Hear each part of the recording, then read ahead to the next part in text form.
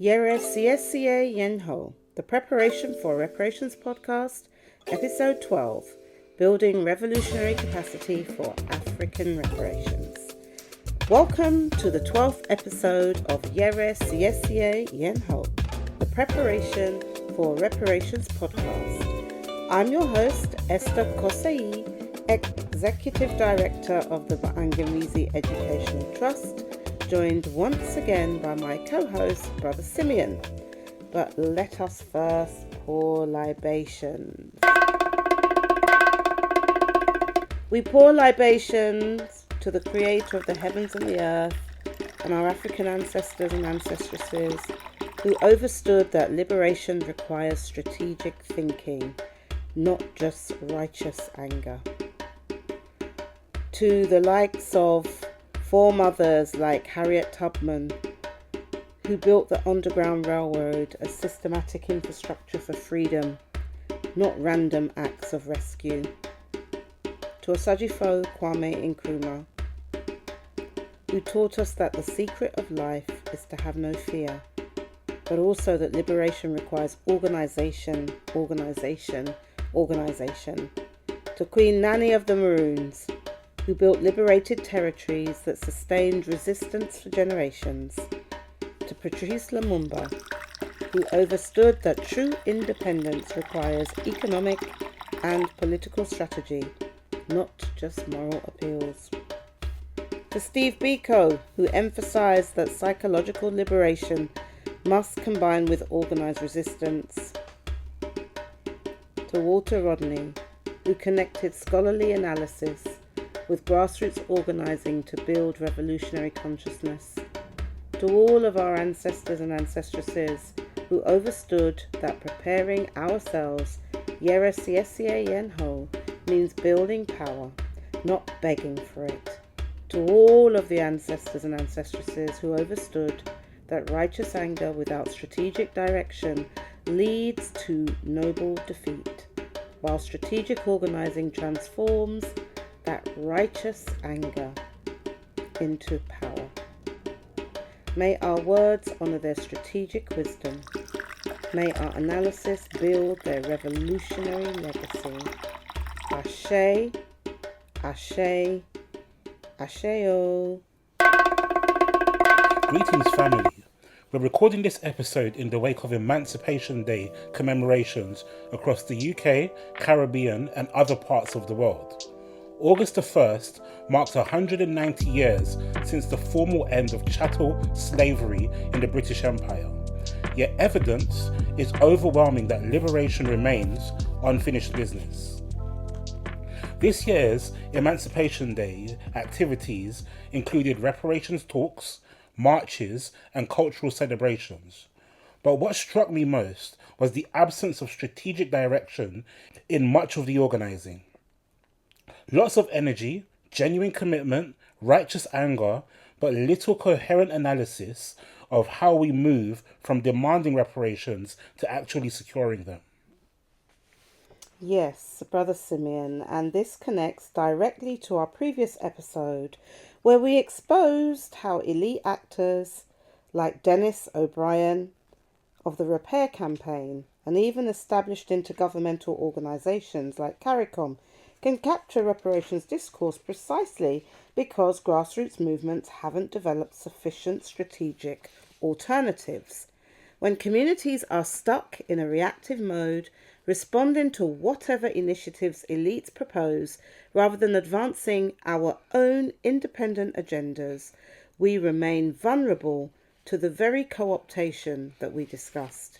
The question facing us after Afrikan Emancipation Day 2025 is how do we move from reactive protest to revolutionary action? What makes this question particularly urgent is the broader geopolitical context we're operating in. We're witnessing potential moves towards a war among global powers, escalating tensions between major powers, and systematic repression of those speaking out against genocide in Palestine. These aren't abstract global events. They shape the conditions under which reparations organising must operate. And this is why the timing of our own strategic analysis matters. Periods of global instability create both dangers and opportunities for liberation movements. The danger is increased state repression and elite manipulation, as power structures feel threatened. But the opportunity is that these same crises expose the contradictions in existing systems and create openings for transformative alternatives. The question is whether African reparations movements will be prepared to take advantage of these openings with strategic clarity, or whether we'll remain trapped in the reactive patterns that have limited our effectiveness for decades. Today, we'll examine what recent Emancipation Day activities reveal about our current strategic capacity, explore the concrete alternatives being developed by campaigning formations like the Stop the Maangamizi campaign, and discuss what African reparationists can learn from other liberation struggles operating under similar pressures. Most importantly, we'll discuss how listeners can move from attending marches, protests, talks, or making speeches to building the kind of strategic power that actually secures reparations. Because the goal isn't just to keep the reparations conversation alive, it's to develop the organised capacity to compel transformation and to effect and secure reparations, whether elites cooperate or not. This is about moving from hoping for justice to building the power to take it or enforce it. When we say Yɛresiesie yenho, we are preparing ourselves. We're not just talking about individual readiness. We're talking about collective preparation that transforms us from people who request repair to people who build the capacity to ensure that it happens.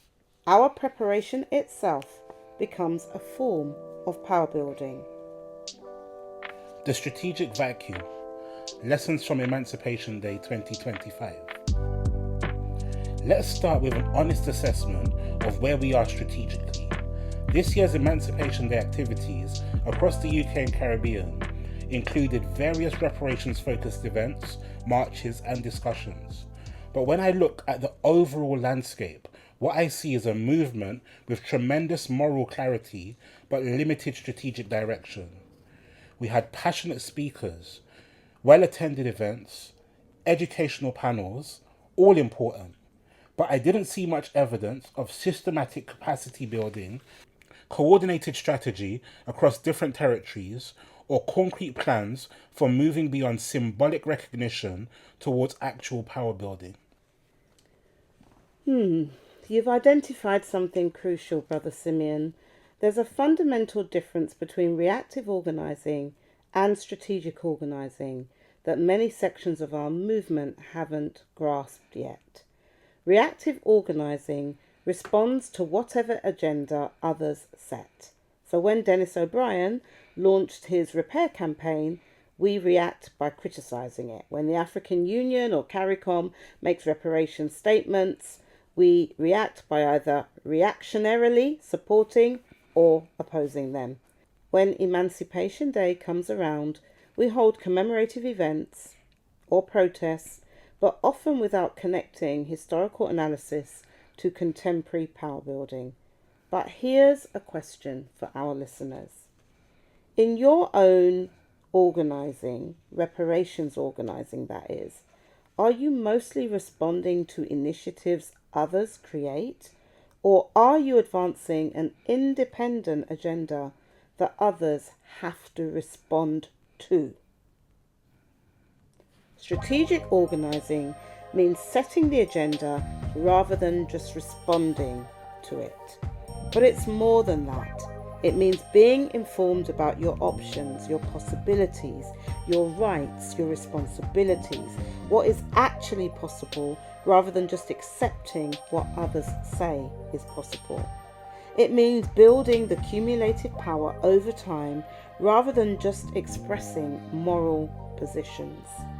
It means creating the capacity to compel change whether existing power structures operate, agree, or not. This is the essence of Yɛresiesie Yenho. We prepare ourselves not to wait for permission, but to build the conditions for our own liberation. This distinction helps explain why so much reparations organising feels frustrating despite people's genuine commitment. When you're stuck in reactive mode, you're always playing defence, responding to elite initiatives, correcting media narratives, defending against co-optation. But strategic organising puts you on the offence. You're creating initiatives that force others to respond to your agenda. You're building capacity that grows stronger over time rather than mobilizing people for one-off events. The Palestinian solidarity movement provides an instructive contrast here. Palestinian solidarity movements maintain strategic focus on recognition of Palestinian self-determination and the right to a Palestinian state, while using concrete tactics like ending military aid, demanding divestment, and building international isolation of apartheid. They're not just expressing solidarity, they're systematically building pressure.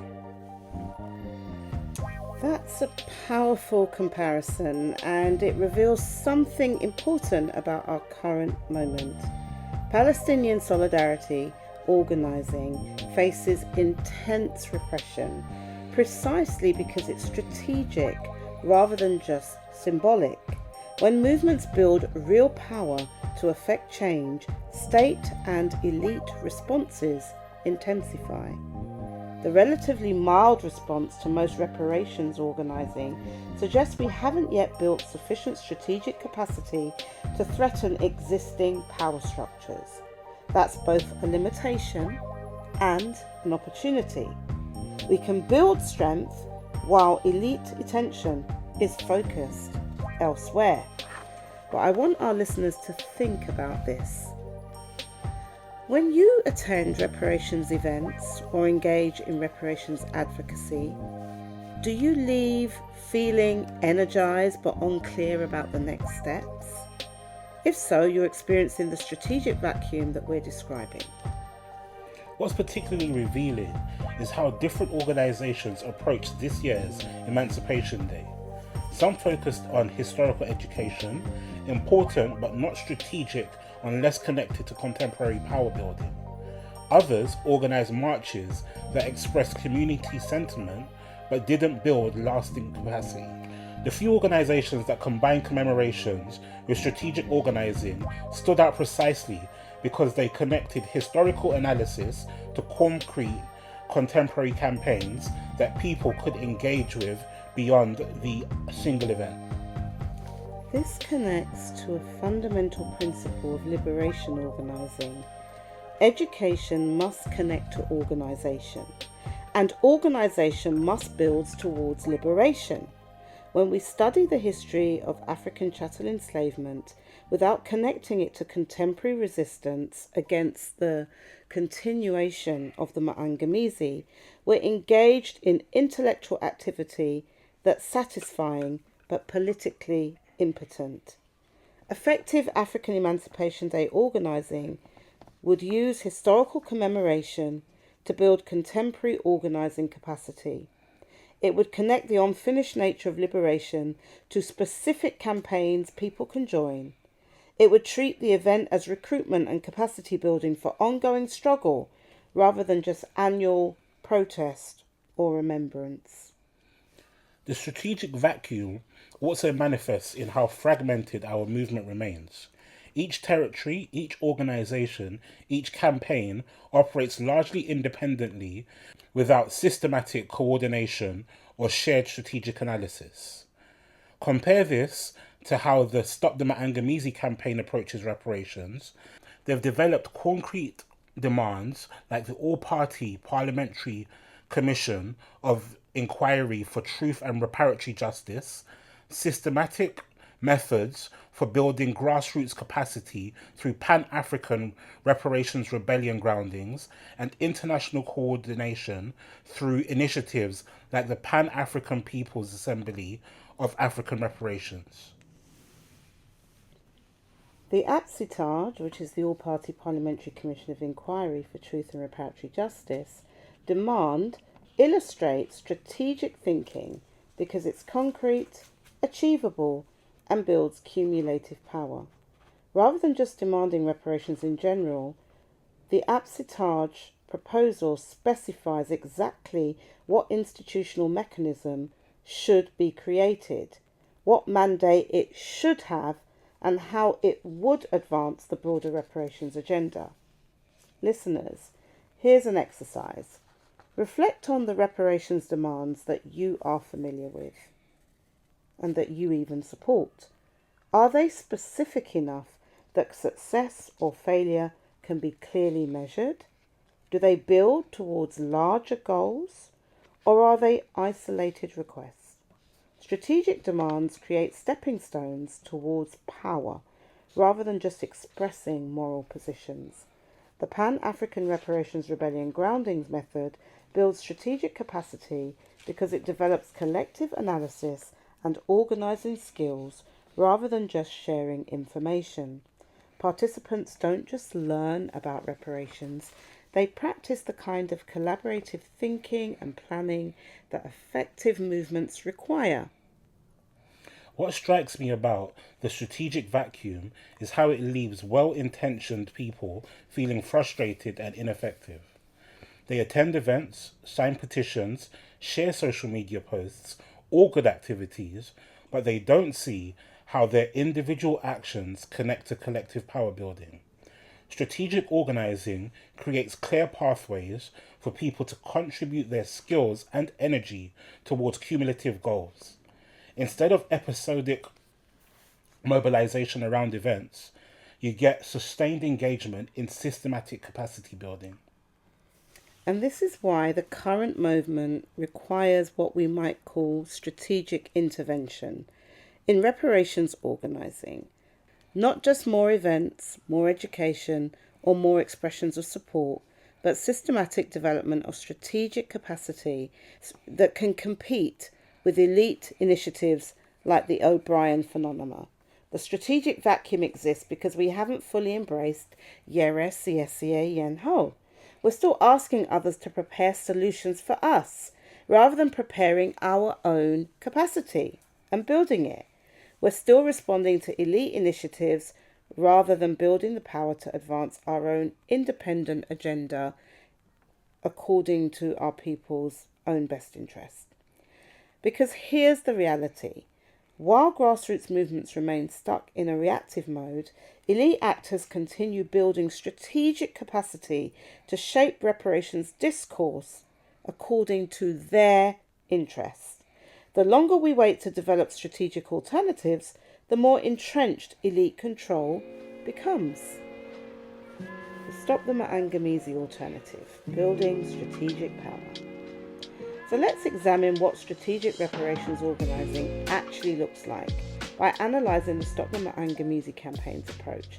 This isn't just promotion, it's studying methods that other movements can adapt to their context. Equally, we must be open to studying others where they exist.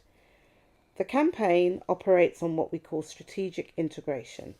Every activity connects to and reinforces larger power building goals rather than just being isolated initiatives. So the demand for the All-Party Parliamentary Commission of Inquiry for Truth and Reparatory Justice, the Ma'at Zoazajuras, the Pan-Afrikan Reparations Rebellion Groundings, and the Pan-Afrikan People's Assemblies all work together as components of a comprehensive strategy.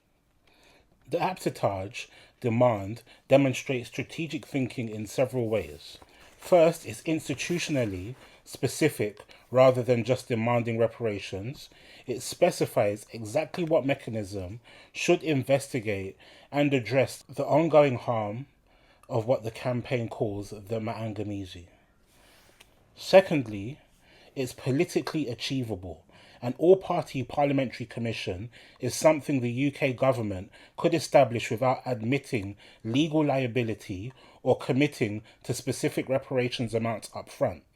This creates space for building support across different political positions. Third, it builds a cumulative power. A successful inquiry would legitimise reparations proposals, claims, educate broader public opinion, and create institutional momentum for further demands. The strategic brilliance of the APPCITARJ proposal is that it can transform the terms of the debate. Instead of arguing whether reparations are deserved, a moral argument that opponents can dismiss, it focuses on whether the truth about ongoing harm should be officially investigated and documented and obviously remedied. Here's a question for our listeners. In your own organising, are you making moral arguments that people can ignore, or strategic demands that create concrete pressure? Moral arguments appeal to conscience. Strategic demands create material consequences for inaction. But the APPCITARJ initiative only can work as part of a broader strategic organising. The inquiry demand needs grassroots capacity to sustain pressure, international coordination to prevent isolation, and clear connection to wider liberation goals. If realised, the APPCITARJ could advance the African liberation struggle in several crucial ways. It would create an official British parliamentary platform to document the full scope of the Maangamizi, establishing direct links between historical atrocities and contemporary inequalities. The campaign to establish this commission builds political consciousness and organising capacity within African heritage communities and, dare I say, our allies, amongst our allies. It represents what could be called the revolutionary use of reform, using establishment institutions to achieve revolutionary objectives for reparatory justice while creating pathways towards economic sovereignty. Success could create a replicable model for other former colonial powers, building international momentum for global African reparations, while centering the testimonies and demands of African heritage communities rather than relying on parliamentary goodwill. This is where Pan-Afrikan Reparations rebellion groundings become crucial. Each Pan-Afrikan Reparations rebellion grounding embodies Yɛresiesie. Participants prepare themselves through developing collective analysis and organising skills. Pan-Afrikan Reparations rebellion groundings aren't just educational events. They're capacity building processes that develop collective analysis, strategic thinking, and organising skills. These groundings can feed into the Pan-African People's Assemblies of Afrikan Reparations, including the forthcoming assembly on the 27th of September 2025. These assemblies operate on the principle to effect and secure real reparations. We need people's power, not just people in power. They represent a stage up from the groundings. They're about decision making among us, about us on reparations. While others plan and decide for us, we organise ourselves. This collective decision-making process is a necessary precursor to make demands like the APPCITARJ, ensuring that our proposals emerge from authentic community deliberation rather than elite imposition.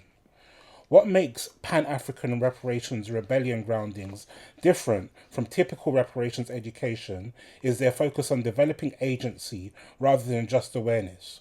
Participants don't just learn about reparations history, they practice analysing current conditions, developing strategic responses, and building collective capacity for sustained organising.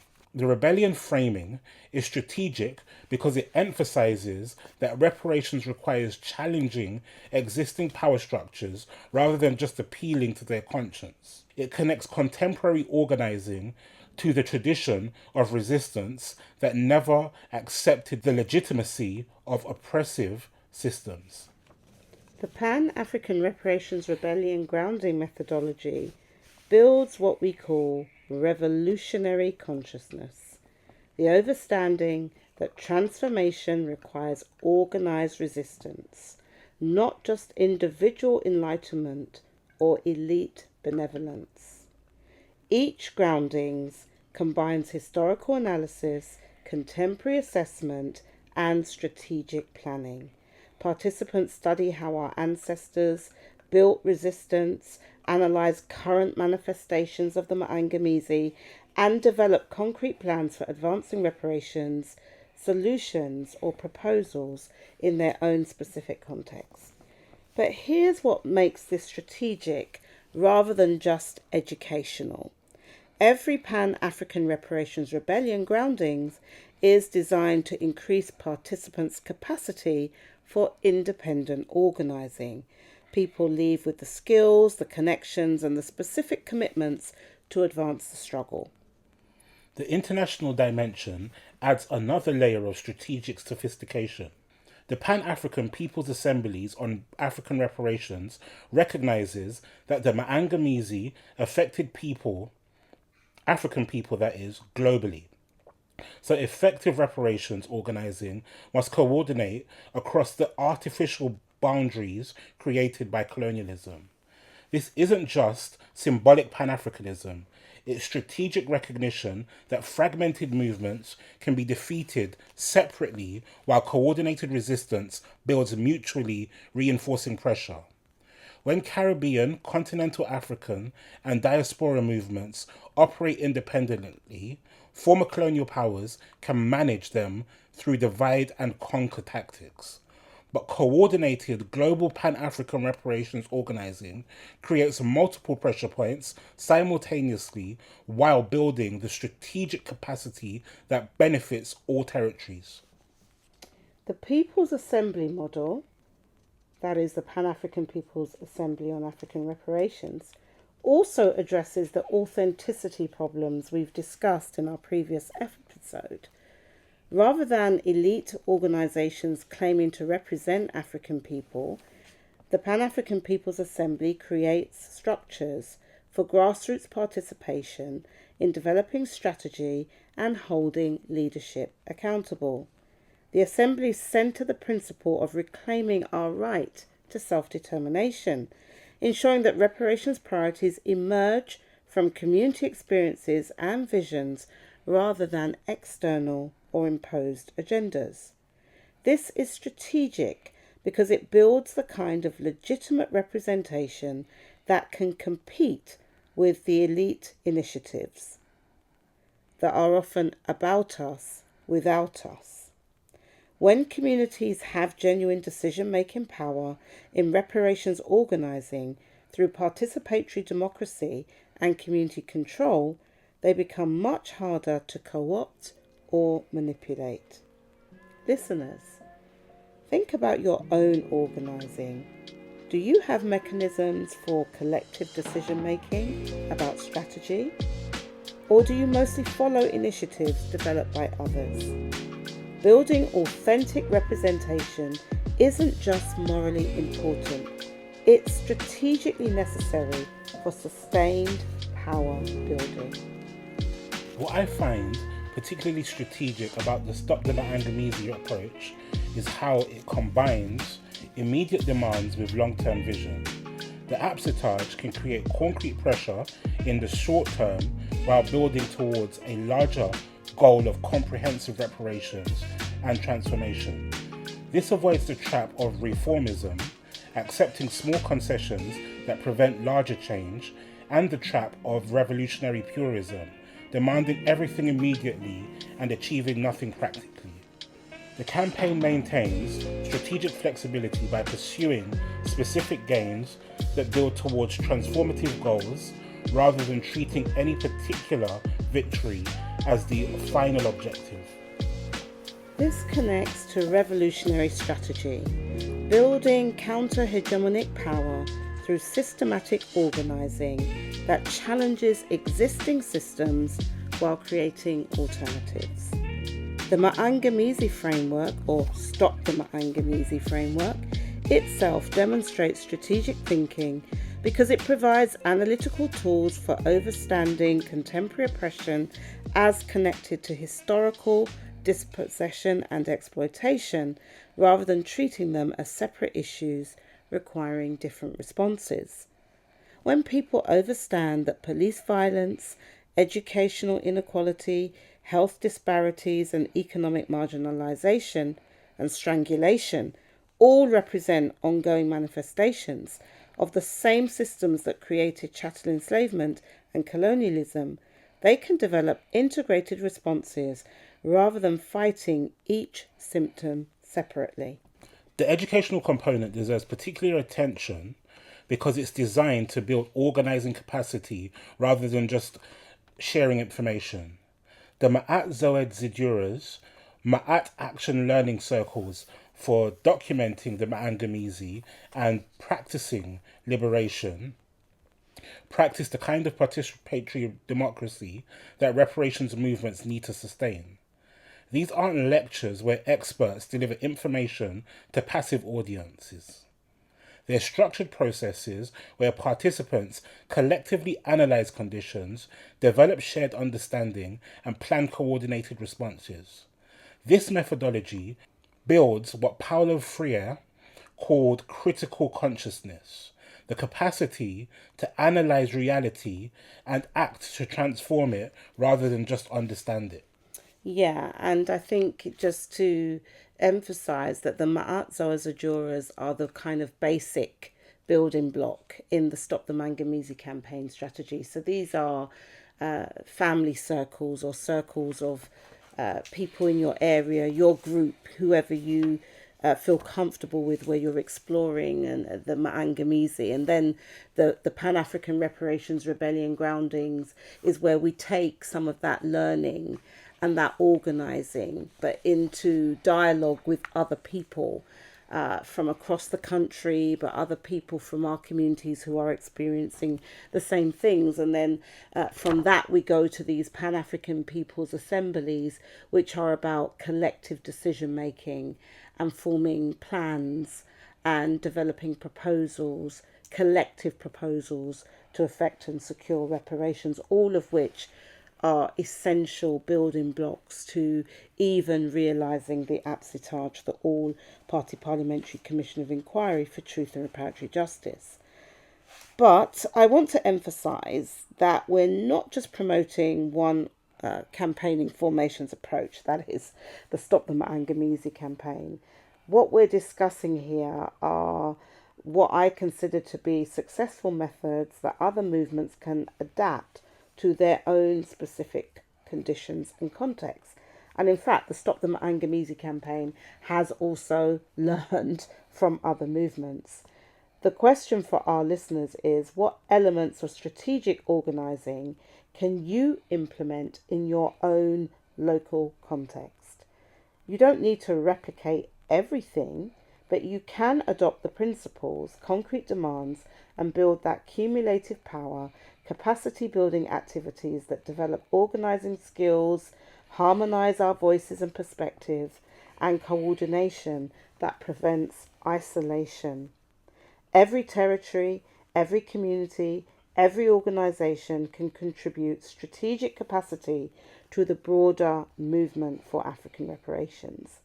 The goal isn't uniformity, but coordination. Different tactics serving shared strategic objectives.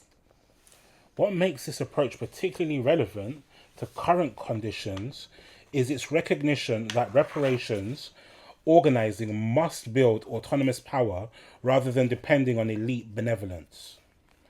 In a period of increasing global instability and elite manipulation, movements that can operate independently have strategic advantages. The Stop the Maangamizi campaign's emphasis on building grassroots capacity, developing independent analysis, and creating authentic and substantive African representation prepares movements to operate effectively regardless of whether elite actors cooperate or oppose their efforts.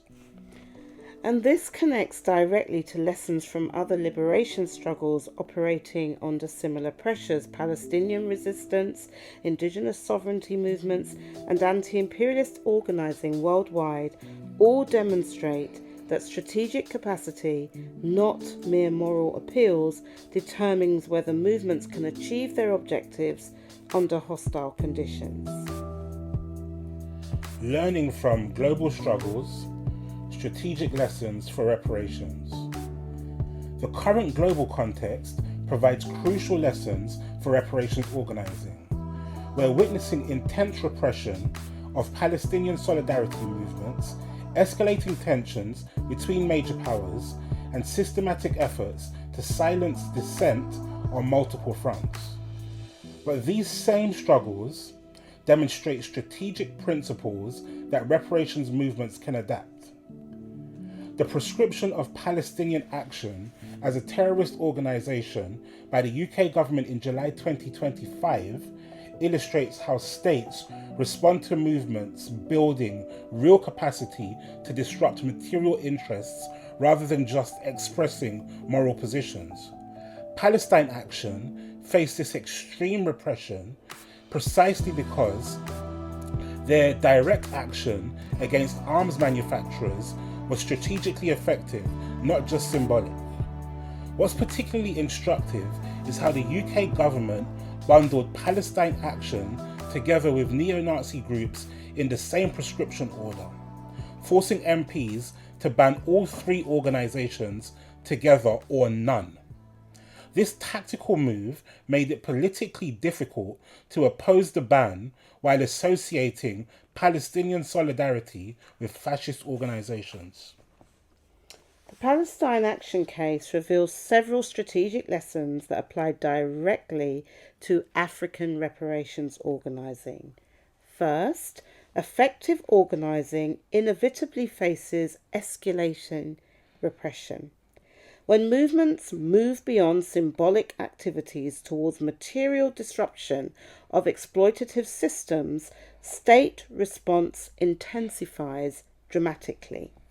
Here's a crucial question for our listeners.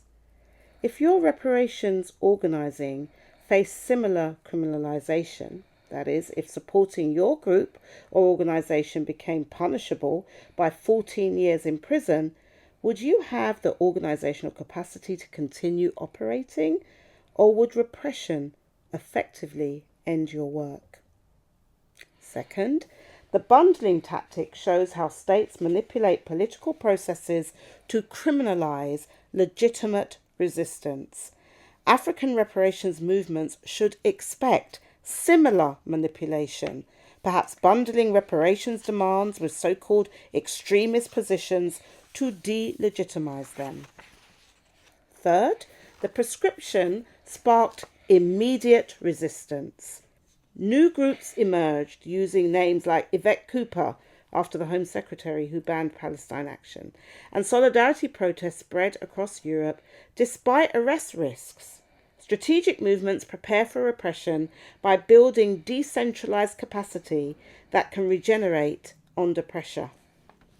The Uhuru activist case in the United States provides another instructive example. 4 African nationalists affiliated with the African People's Socialist Party were convicted of conspiring to act as unregistered Russian agents because they accepted support from Russian organizations for their anti-imperialist and reparations work. This case demonstrates how states use foreign agent laws to criminalize legitimate organizing when it connects to international solidarity. The 82-year-old chairman Omali Yeshitela and other leaders faced these charges despite advocating positions they've held for over 50 years, long before any Russian contact. The prosecution argued that accepting Russian support while opposing US imperialism constituted conspiracy to interfere in elections. But the defense correctly argued that the positions were consistent with decades of anti-colonial organising, not foreign manipulation. Significantly, the jury found them not guilty of being Russian agents, but guilty of conspiracy, an inconsistent verdict that reveals how vague conspiracy charges can criminalise legitimate anti-imperialist organising when the state can't prove actual foreign agency. The Uhuru case becomes even more instructive when we consider the broader context of African sovereignty movements. As moves towards genuine independence accelerate across Africa, particularly with the alliance of Sahel states challenging European imperialism and French neo-colonial control, reparations organising that expresses solidarity with these liberation struggles faces increased surveillance and potential criminalisation. What would happen if African reparations organisations began expressing support for the alliance of Sahel states' rejection of European imperialism and French neo-colonial control? Or solidarity with African nations seeking to reclaim their resources and reject Western economic exploitation? The Uhuru case suggests that such international solidarity, fundamental to effective reparations organising, could be criminalised as foreign agent activity, even when it represents authentic anti-colonial positions held for decades, as we have seen. Both cases reveal how states weaponize national security laws against movements that challenge imperial domination and interests. Palestine Action faced terrorism charges for disrupting arms sales to Israel. Uhuru activists faced foreign agent charges for accepting international support while opposing US imperialism. African reparations movements must understand that similar repression awaits any organising that becomes strategically effective. When reparations demands begin threatening material interests through economic pressure, political challenges, or international coordination, state response will escalate beyond symbolic opposition. This becomes particularly acute as reparations organising connects to broader African liberation movements. As continental African nations increasingly reject Western neo-colonial control, as we see with the alliance of Sahel states expelling French and American military bases, solidarity with these sovereignty movements could be criminalised as foreign influence. Reparations organising that authentically connects diaspora struggles to continental liberation may face the same foreign agent prosecutions that targeted the Uhuru activists. But here's what's strategically important. This repression actually confirms that organising is becoming effective rather than just expressive. Movements that face serious state repression have moved beyond symbolic politics towards material threat to existing power structures. What would happen if African reparations organisations face similar criminalisation? Many groups in the United States are already being extremely careful about expressing support for movements like the Alliance of the Sahel States, recognising that anti-imperial solidarity can trigger foreign agent prosecutions. The Uhuru case demonstrates how expressing solidarity with African sovereignty movements, even positions held for decades before any foreign contact, can be reframed as conspiracy when convenient for state prosecutors. As more African nations reject Western control and reclaim their resources, reparations organising that authentically connects diaspora struggles to continental liberation faces increased risk of criminalisation. This caution reveals both wisdom and limitation. Wisdom because it recognises real legal dangers, limitation because it constrains the kind of international coordination that strategic reparations organising requires, particularly solidarity with African nations asserting genuine independence from Western neo-colonial control. Strategic movements must therefore navigate this tension by building capacity for both legal organizing and continued operation under repressive conditions.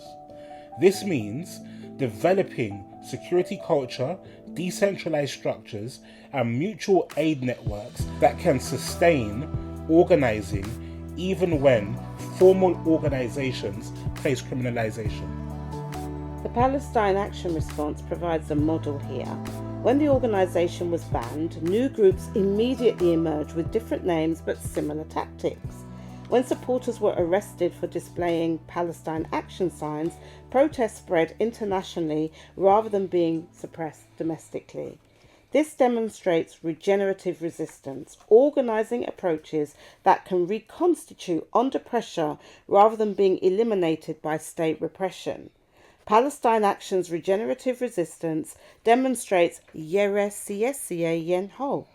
They prepared decentralized capacity that could reconstitute under pressure rather than depending on formal organizational structures. Reparations movements should study and adapt these methods rather than hoping to avoid confrontation through embracing simply moderate tactics. Listeners, here's a strategic preparation exercise. If your own reparations organisation or a group that you support got criminalised tomorrow, what capacity would remain? Do you have decentralised networks, alternative communication methods, and mutual aid structures that could continue the work under different organisational forms? Revolutionary action requires preparing for repression rather than avoiding it, because effective organising that threatens material interests inevitably faces state response regardless of how respectable its tactics appear. Indigenous sovereignty movements provide another instructive example. Despite centuries of genocide and ongoing colonial oppression, indigenous movements have maintained strategic focus on land recovery, treaty rights, and cultural preservation while building international networks that create mutual support. What's particularly relevant for reparations organising is how indigenous movements connect historical injustices to contemporary struggles without getting trapped in purely historical analysis. They use both historical treaties and land rights to make contemporary legal and political demands. The Standing Rock resistance demonstrated how local struggles can build global solidarity while maintaining strategic focus on specific objectives. The movement successfully built international support while keeping clear focus on stopping the pipeline and protecting water rights. The Standing Rock example also shows how strategic organising can shift broader political discourse. What began as a local environmental struggle became a global symbol of indigenous resistance and catalysed solidarity movements worldwide. But this happened because the organising combined concrete local objectives with broader political analysis that other movements could connect to their own struggles. They weren't just opposing one pipeline, they were challenging the entire system of extraction and colonisation. This suggests that strategic reparations organising should connect specific demands to broader transformation in ways that build solidarity with other liberation movements rather than competing with them for attention and resources. Anti-imperialist movements throughout the global south demonstrate how liberation organising can operate effectively even under extreme state hostility. From the landless workers' movements in Brazil to the Zapatistas in Mexico to contemporary sovereignty movements across Africa, successful liberation organising builds autonomous power that can sustain resistance regardless of state cooperation. What these movements share is understanding that liberation requires building alternative institutions and practices rather than just demanding reform of existing systems. They create parallel power structures that can meet community needs while challenging oppressive systems. This dual approach, building alternatives while resisting oppression, provides a strategic framework that reparations movements can adapt to their specific contexts. The Zapatista example is particularly instructive here because they've maintained autonomous territory and governance for over 3 decades despite Mexican state hostility. They've accomplished this through a combination of armed self-defense, alternative institution building, and international solidarity that creates political costs for state repression. But what's most relevant for reparations organising is their emphasis on what they call walking while questioning, building concrete alternatives while developing analysis and strategy through practice, that is the action learning, rather than waiting for perfect theory before acting. Zapatista communities practice participatory democracy, cooperative economics, and cultural autonomy, not as distant goals, but as daily organising methods that build capacity for larger transformation. These global examples suggest several strategic principles for reparations organising. First, maintain clear political analysis that connects specific campaigns to broader liberation goals. Second, build autonomous capacity that doesn't depend on elite cooperation. Third, prepare for repression rather than avoiding confrontation. Fourth, create alternative institutions that meet community needs while challenging oppressive systems. Fifth, develop international coordination that builds mutual support while respecting local autonomy. And sixth, understand organising as long-term strategic capacity building rather than short-term mobilisation around events. But I want to emphasise that these lessons must be adapted to specific conditions rather than mechanically copied. African reparations organising operates in different contexts than Palestinian solidarity, indigenous sovereignty, or anti-imperialist movements. The question for listeners is, which strategic principles from other liberation struggles can you adapt to reparations organising in your specific context?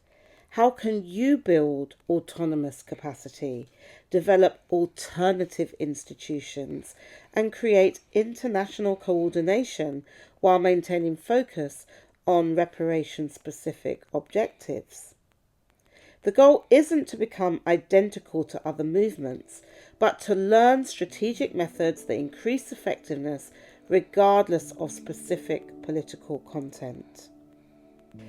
Revolutionary action for our moment, from protest to power. Now, let's get concrete about how listeners can move from reactive organising to strategic power building in their own context. The analysis we've shared only matters if it translates into increased organising capacity that advances reparations goals in practical ways.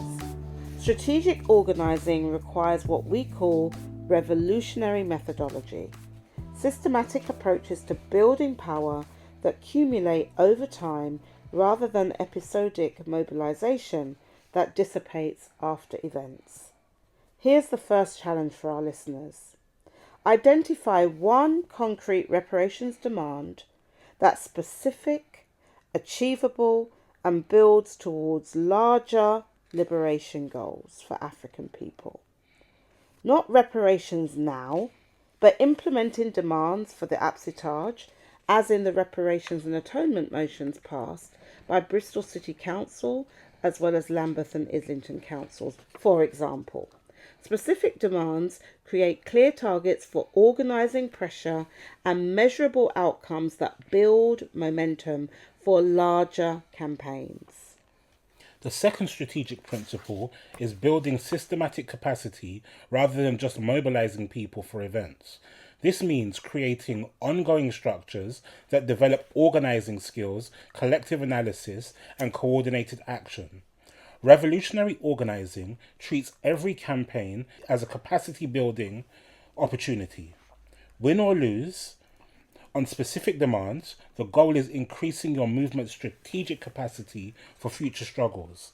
This might mean establishing regular community assemblies that practice participatory decision making, creating study circles that develop collective analysis of local conditions, or organising mutual aid networks that meet immediate needs while building solidarity for political campaigns.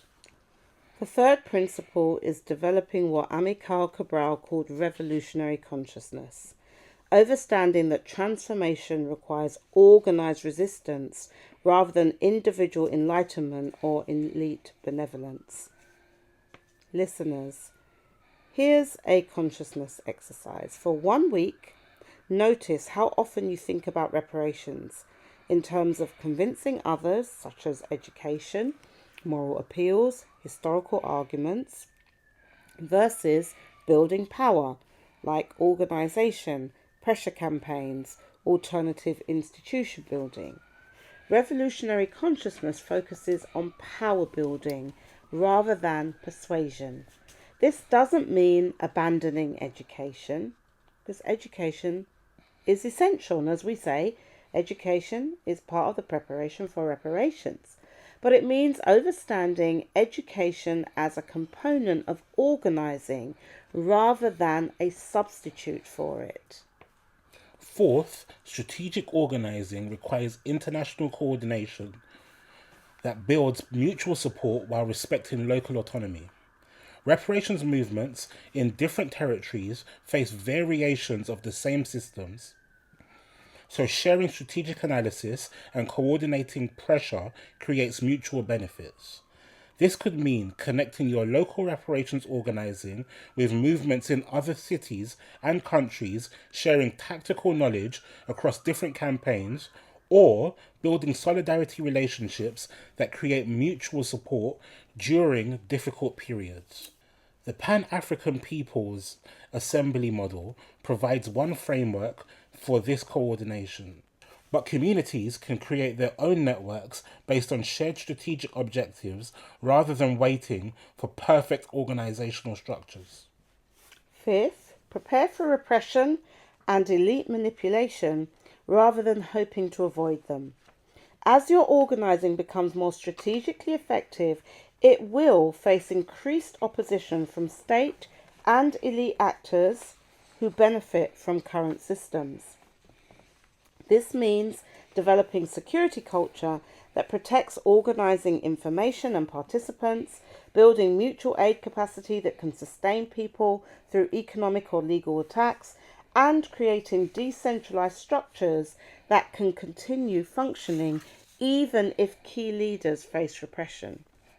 But most importantly, it means understanding repression as confirmation that organising is becoming effective rather than evidence that tactics should be modified to avoid confrontation. The current global context actually creates strategic opportunities for reparations organising that didn't exist during previous periods. Global economic instability, declining legitimacy of Western imperial powers, and rising resistance movements worldwide create openings for transformative demands that might have seemed impossible under more stable conditions. When existing systems are visibly failing, people become more open to systematic alternatives rather than just reforms. This creates space for reparations organising that connects immediate demands to comprehensive transformation rather than accepting incremental improvements. But seizing these opportunities requires strategic preparation rather than spontaneous response. Revolutionary moments favour movements that have built capacity, developed clear analysis, and created organisational structures before crises intensify. Here's your final challenge, listeners. Choose one strategic capacity you can begin building this month. Maybe it's establishing a ready study circle in your area or a Ma'at as a juror, connecting with reparations organising in other territories, or developing a specific campaign around your own local reparations demands. Don't wait for perfect conditions or complete analysis. Start building strategic capacity through practice and developing analysis through organising experience rather than waiting to organise until your analysis is complete. Revolutionary action means acting to transform conditions rather than waiting for conditions to change before acting. What gives me hope about this moment is the combination of global crisis and emerging strategic consciousness in liberation movements worldwide. The elite capture we exposed in our previous episode is generating defensive responses that reveal the limitations of reformist approaches. Younger organisers, especially, are developing strategic thinking that connects historical analysis to contemporary resistance, international solidarity to local organising, and immediate demands to revolutionary transformation. The question is whether we can build strategic capacity fast enough to compete with elite manipulation and state repression before conditions become even more difficult. This is why collective preparation for reparations, that is Yɛresiesie, we are preparing ourselves, must include strategic preparation, not just historical education or moral development. Every person who develops strategic thinking, organising skills, and revolutionary consciousness increases our collective capacity for transformation.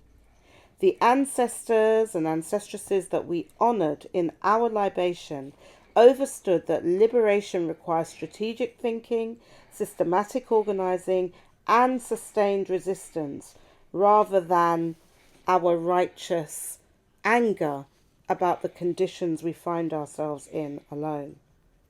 This wisdom wasn't just about survival. It was about transformation. When we say Yɛresiesie, we're connecting to this ancestral understanding. We're stating that we don't need to wait for external recognition or permission to begin our healing and rebuilding. Our active preparation, our intentional strengthening of our minds, bodies, spirits, families, communities, and economic systems is itself a form of power. By preparing ourselves, we create the conditions for justice rather than simply demanding it.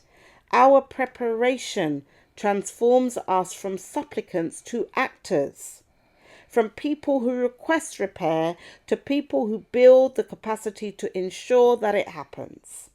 This is why preparation is not just a prelude to power, it is power building itself. Now it's our responsibility to build on their legacy, that is our ancestors and ancestresses, with strategic methods appropriate to contemporary conditions. Revolutionary action for reparations means building the power to compel transformation, whether existing systems cooperate or resist or indeed repress us. That's the challenge and opportunity of our historical moment. As we conclude this exploration of strategic power building for reparations, the path forward becomes clear. The current moment offers both unprecedented challenges and historic opportunities for African reparations organising. The global instability, declining legitimacy of Western powers, and rising resistance movements worldwide create openings for transformative demands. But seizing these opportunities requires moving beyond reactive organising towards strategic capacity building. Our analysis of some Emancipation Day activities revealed the strategic vacuum that leaves well-intentioned people frustrated despite their genuine efforts and commitment. But the Stop the Maangamizi campaign's approach demonstrates that strategic alternatives exist. Concrete demands, systematic capacity building, and intentional coordination that builds cumulative people's power. Most importantly, lessons from Palestinian solidarity, indigenous sovereignty, and other liberation movements and struggles show that strategic organising can build effective resistance even under extreme pressure. The choice facing every listener is whether to remain trapped in reactive mode, responding to elite initiatives like the O'Brien phenomena, or to begin building the strategic capacity that can advance independent reparations agendas. This isn't about choosing between different organizations or tactics. It's about adopting strategic methodology that treats every activity as power building opportunity rather than isolated expression of moral position.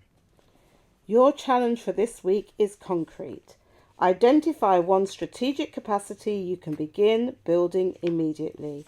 Whether it's establishing a study circle, developing specific demands, or connecting with organising in other territories, take one step that builds cumulative power rather than just expressing reparations support. Revolutionary action begins with individual preparation that connects to collective transformation. Every person who develops strategic consciousness increases our movement's capacity to compel the effecting and securing and taking of reparations rather than simply demanding them. Now, this is Esther Xosei and Brother Simeon on behalf of the Maangamizi Educational Trust, reminding you that strategic preparation for reparations, Yɛresiesie, means building revolutionary capacity for transformation, not just hoping for elite benevolence. Thanks to Brother Daniel Kofi, our technical assistant, for all your support today.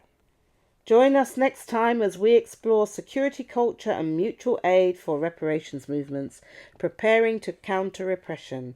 We'll delve deeper into the security concerns we've discussed today and provide concrete guidance on building the kind of decentralized networks, mutual aid infrastructure, and regenerative resistance capacity that can sustain reparations organizing even under hostile conditions.